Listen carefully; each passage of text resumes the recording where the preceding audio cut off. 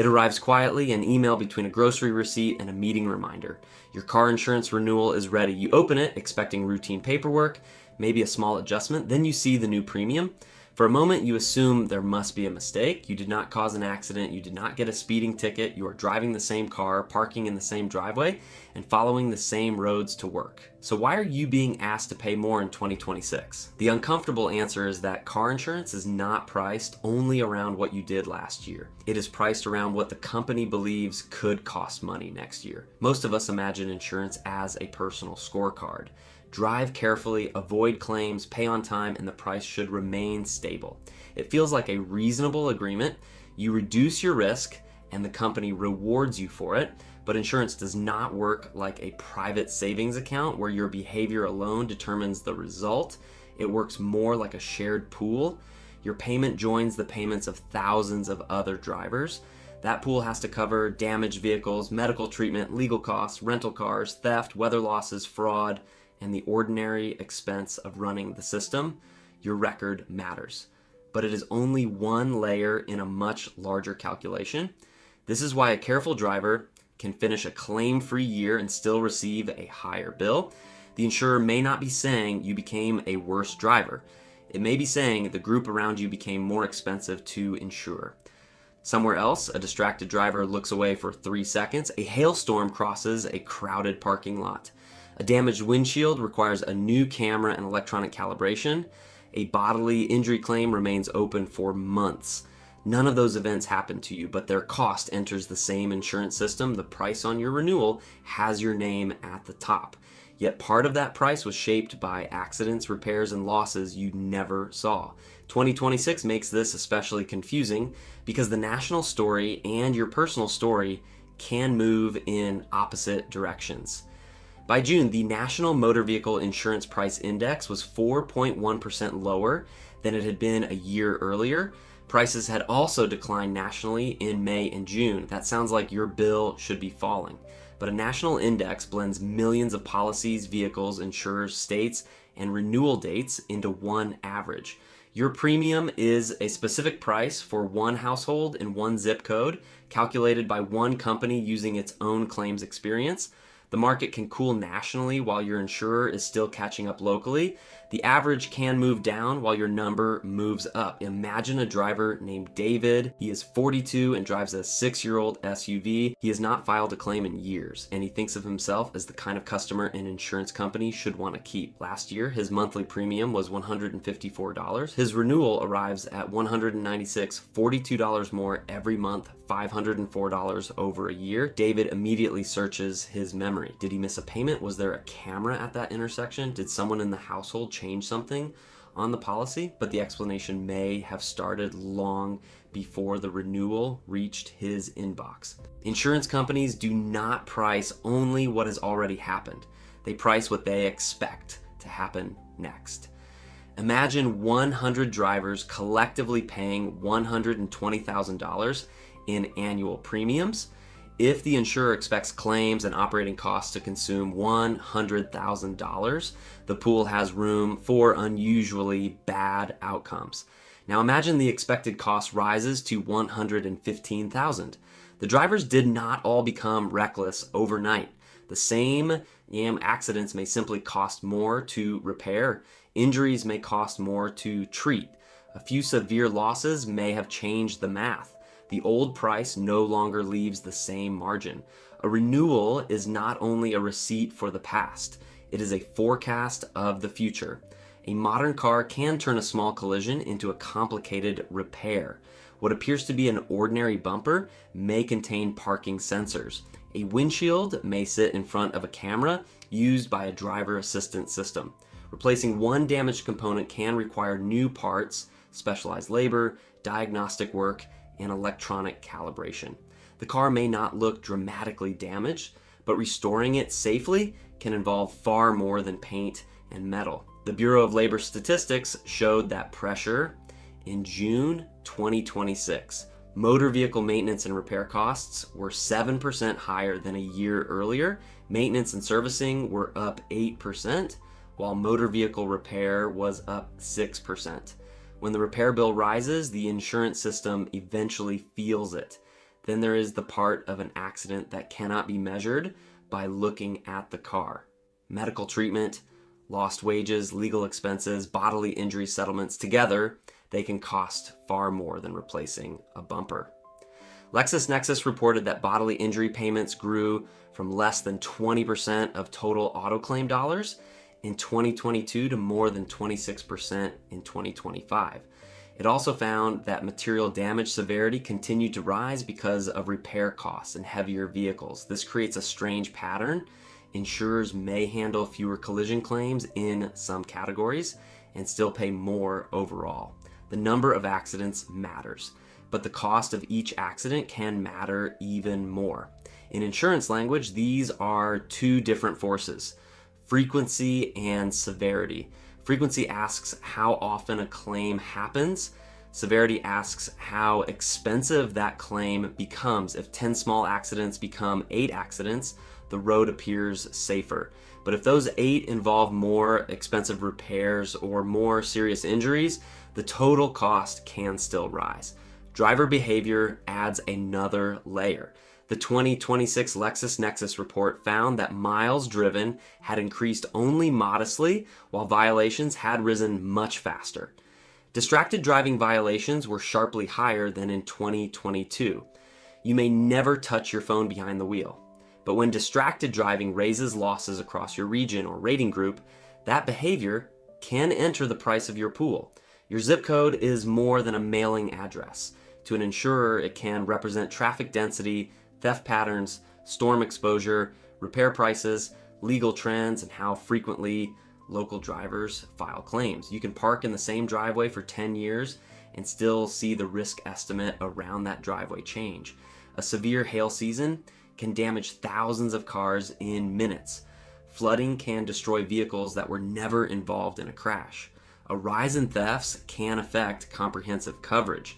Increasing litigation and reinsurance costs can work their way into premiums, even though customers never see those expenses directly. Your location may look unchanged through the windshield while the financial risk surrounding it has quietly shifted.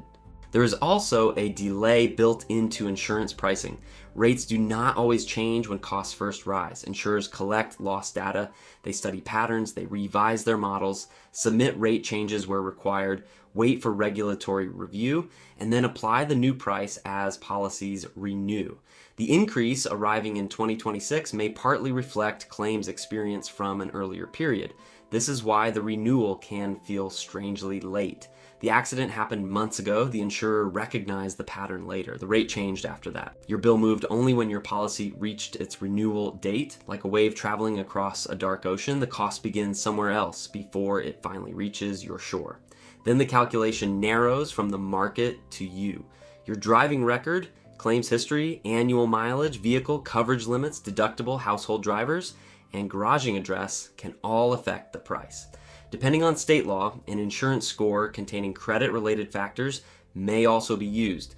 If you joined a telematics program, hard braking, acceleration, speeding, or the time of day you drive may become part of the calculation. Sometimes the change is obvious. You added a teenage driver, you moved, you bought a more expensive vehicle. Sometimes it is almost invisible. A discount expired, your mileage estimate changed, a billing fee appeared, a claim was attached to your record incorrectly. The front page looks familiar while the assumptions underneath have shifted. Loyalty makes this psychologically difficult. We assume that staying with one company creates a relationship. We recognize the logo, the payment leaves automatically, the policy becomes part of the background of life.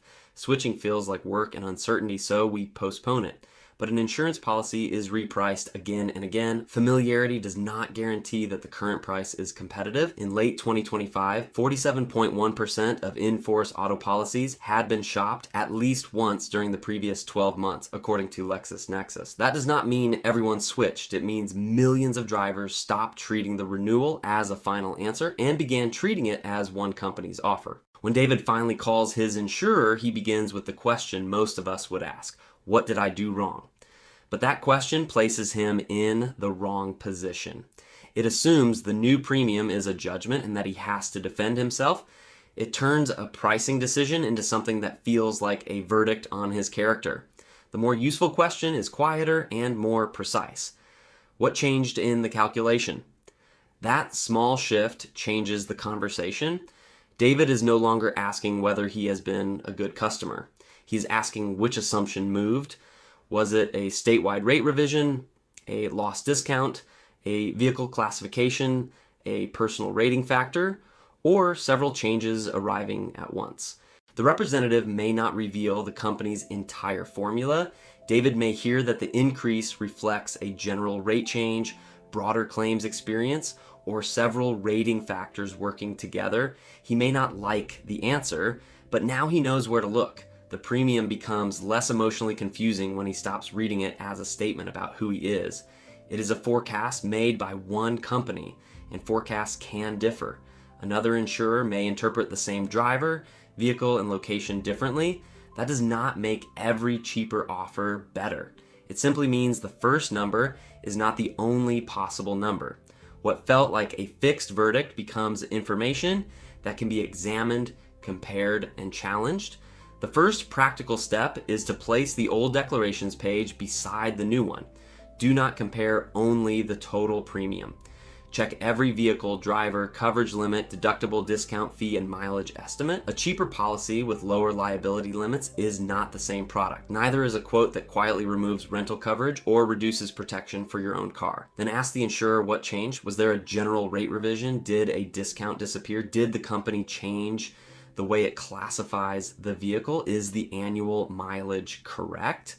The goal is not to decode every line of an actuarial model. It is to make sure the new price is based on accurate information and the coverage you intended to keep. After that, compare several quotes using the same information and the same limits. This is administrative work, and that is precisely why people avoid it. You have to find documents, answer questions, and resist accepting the first number that looks lower, but a comparison becomes useful only when the policies are genuinely comparable.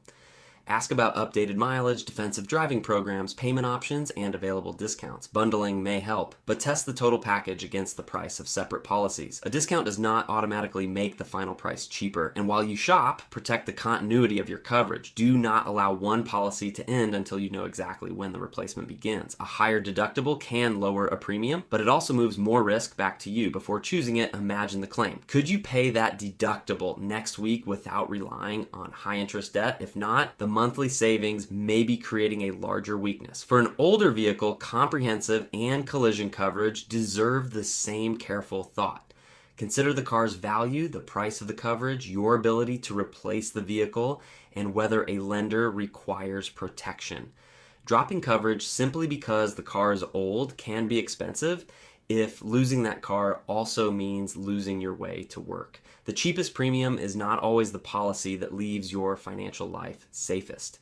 Telematics may reduce the price for some drivers, but understand what information is collected, how long the program lasts, and whether the result can raise as well as lower the premium. If something in your claims history looks wrong, request the relevant consumer report and dispute inaccurate information. If the insurer's explanation still does not make sense, your state insurance department can explain state-specific rules and complaint options. Most importantly, avoid a coverage lapse. A gap can leave you financially exposed, violate lender requirements, and make future insurance more difficult or expensive. You cannot control every accident repair cost, storm, or pricing model, but you can control the accuracy of your information and the decisions you make around the policy. Car insurance feels personal because the bill has your name on it, but much of the price is built from things you cannot see. Accidents you were not involved in, repairs you did not need, storms that missed your street, legal costs you never created, and models estimating a future that has not happened yet. That can feel unfair. It can also make you feel powerless, but you are not powerless. You can understand the assumptions, you can correct mistakes, you can compare the same coverage across companies. The goal is not always to find the absolute cheapest policy. It is to stop paying blindly and start choosing deliberately. Your renewal went up. That does not mean you failed as a driver. It simply means the calculation changed. Your next step is to find out why.